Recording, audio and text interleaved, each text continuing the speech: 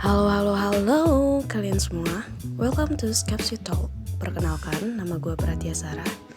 Di podcast ini gue bakalan ngebahas banyak topik-topik random dan pengalaman yang pernah gue alami.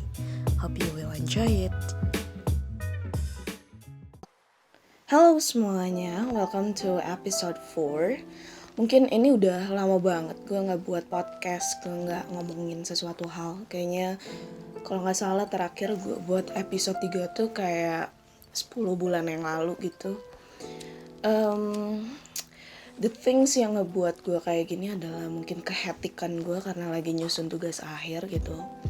Untuk episode kali ini gue pengen ngebahas lagi maybe lebih ke tetap soal pertemanan, karena gue ngerasa circle pertemanan gue ini menjadi lebih unik aja gitu. Waktu dulu gue pernah ngebahas tentang apakah bener sih pertemanan itu kayak sebuah seleksi alam, dimana satu persatu makin menghilang, terus teman-teman lu bakalan membuat jadi circle yang baru, yang lebih nyaman sesuai dengan diri lu gitu. Nah, yang sekarang gue omongin adalah how you struggle being alone, karena yang gue rasa di momen sekarang gue ngerasa bahwa semakin gue dewasa malah circle gue nih makin kecil gitu, malah orang-orang yang deket gue nih semakin sedikit. Mungkin emang kita membuat secara tidak langsung ngebuat barrier antara diri kita dengan orang lain, atau enggak mungkin the priority that we have itu bakalan beda-beda sama orang lain, sampai akhirnya tujuan di antara kita sama orang lain itu bakalan berbeda gitu, sampai di saat lu tidak punya circle yang mungkin prioritasnya yang sama, akhirnya lu merasa bahwa diri lu sendiri gitu. Tapi what is the good and the bad inside of the being alone? Bagi gue ada sisi baik dan buruknya nih dari being alone. So I will tell you a little bit of my story. Jadi dulu gue pernah cerita di episode sebelumnya, gue pernah berteman dengan mungkin beberapa circle gitu. And then dari waktu ke waktu mungkin circle itu terkikis karena perbedaan prioritas dan juga tujuan lu yang lagi lu jalanin gitu. Nah, ada di satu titik dimana gue ngerasa bahwa diri gue tuh sendirian, karena poinnya gue di momen itu adalah pertemanan gue hanya di kampus doang nih. Terus pas di kampus ternyata teman-teman gue punya tujuan yang lain gitu, punya prioritas yang lain berbeda sama gue, sampai akhirnya gue tuh kayak yang dulunya gue kerjaannya tuh kayak kuliah rapat atau nggak kuliah main gitu kemana, sampai akhirnya gue jadi kuliah pulang nih, kayak I have no one person being my friends gitu, sampai akhirnya gue ngerasa okay, I'm being alone, I'm sad about that. Tapi yang gue rasain adalah when you being alone, you will more overthinking about yourself. Kadang overthinking itu overthinking itu sesuatu hal yang sebenarnya buruk juga kalau misalnya namanya over. Everything, semua hal yang over, it's a bad things gitu. Nah, yang gue rasa adalah di saat gue overthinking about myself, hal yang paling baik yang gue bisa dapetin adalah dengan cara lu mengevaluasi diri lu sendiri. Kadang kita kalau misalnya terlalu happy, kita terlalu nyaman dengan circle kita tidak akan pernah memikirkan apa yang diri kita mau dan sebenarnya apa sih diri kita itu. Nah, di momen gue sendirian itulah dimana gue ngerasa I think so, ini tuh cerita sebenarnya momen itu tuh terjadi di gue kayaknya daerah 2020 awal lah ya. Di situ momen dimana gue ngerasa kayak I'm being alone, and then gue ngerasa evaluasi akan diri gue, apa ya salah diri gue, apa ya karakter diri gue yang ngebuat pertemanan gue menjadi sedikit, menjadi lebih kecil, gue jadi nggak punya teman. What happened with myself gitu? Kayak there is something wrong with myself until sampai kayak teman-teman gue pergi gitu dari lingkungan gue. Disitulah gue mulai mempelajari soal karakter diri gue sendiri. Sebenarnya gue nih orangnya kayak gimana ya? Apakah gue egois atau enggak? Apakah gue komunikatif atau enggak? Gue mulai mengenal diri gue mulai mempelajari untuk mencintai diri gue sendiri. Mungkin banyak quotes yang bilang, lu tidak pantas dicintai kalau diri lu aja, lu belum bisa mencintai diri lu sendiri gitu.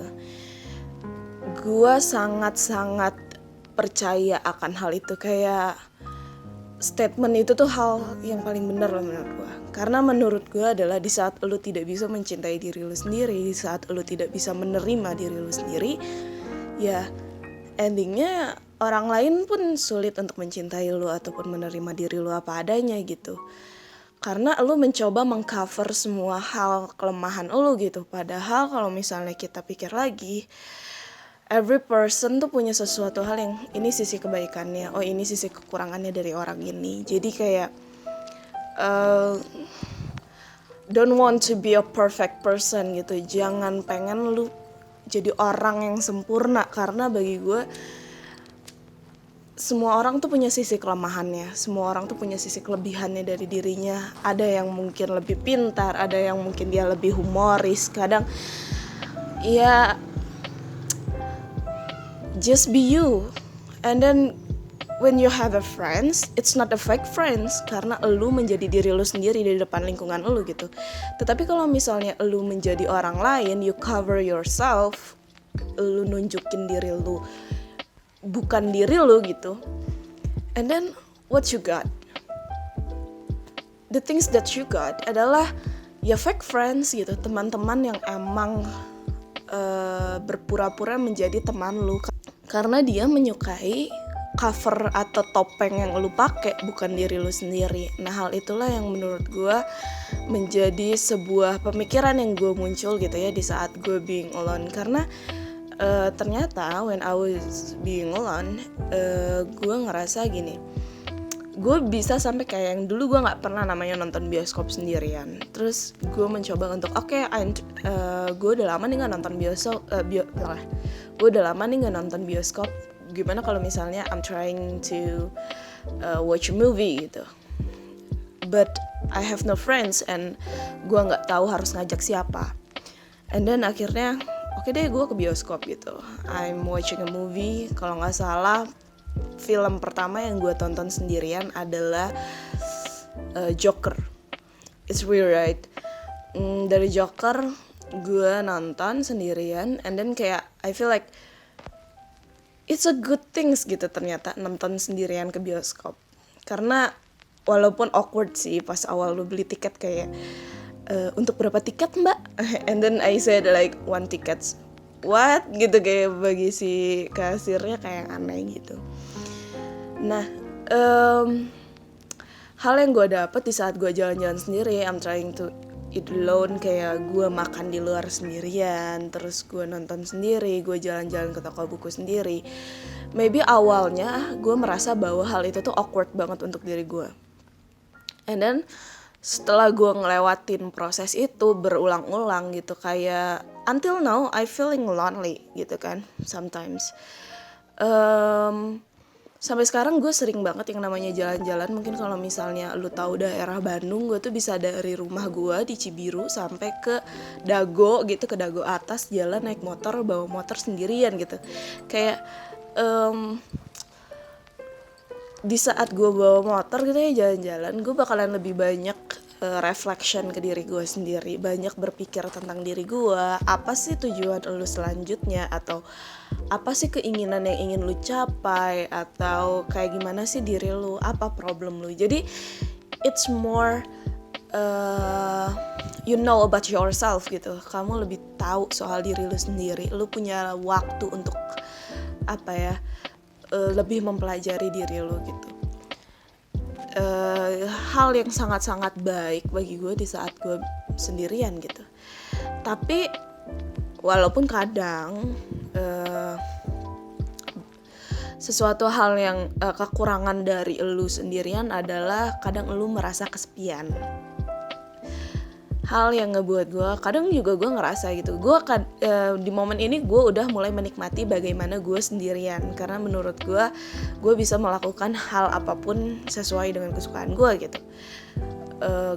Contohnya misalnya gue kalau jalan ke mall gitu, kalau misalnya gue sendirian jalannya, gue nggak akan perlu mikirin perasaan orang lain kalau gue berjalan terlalu cepat, atau misalnya kalau gue muter-muternya terlalu lama, atau gue ke tempat yang teman gue nih nggak suka gitu. Nah, kalau misalnya gue jalan sendirian kan gue tidak perlu kalau misalnya gue berjalan sendirian kan gue tidak perlu memikirkan hal-hal tersebut, sehingga lu lebih menikmati waktunya dengan diri lu sendiri. Walaupun kadang di satu sisi lain gue juga ngerasa bahwa ada sisi, misalnya kita ngelihat instastory orang lain gitu, kayak they're having fun gitu sama orang-orang lain, mungkin lagi ngopi, lagi ngobrol-ngobrol, terus kayak ketawa-ketawa, bercandaan, and then you feel like, why I have no friends, kayak why I feel lonely gitu. Nah, bagi gue, momen-momen dimana lu sendiri atau momen-momen dimana lu berkelompok, ya nikmati aja proses itu. Karena setiap proses itu tuh ngasih pembelajaran baru gitu untuk lo.